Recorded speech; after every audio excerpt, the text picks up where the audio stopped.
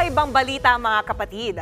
Isang lola sa China ang tinubuan ng sungay sa noo. 4 pulgada ang haba niyan at sobrang haba rin ng kanyang mga kuko. Panoorin niyan sa report na ito ni Marian Enriquez.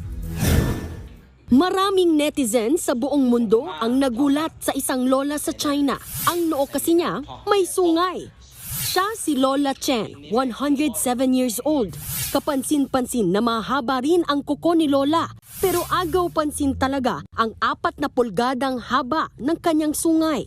Tanong ng ilan, paanong tumubo yan kay Lola? Naging tampulan siya ng tukso at katatawanan. Ang ilan nga, naghinalang baka anting-anting ito ni Lola. Ito raw ang rason kaya mahaba ang kanyang buhay o longevity horn. Bakit nga kaya tinubuan ng sungay si Lola? Ang paliwanag ng mga eksperto, sabay-sabay nating alamin mamaya. Mga kapatid, Jania Lipon po, laging maging updated sa latest sa entertainment and lifestyle para maging una sa balitaan. Bisitahin at mag-subscribe na sa social media pages ng News 5.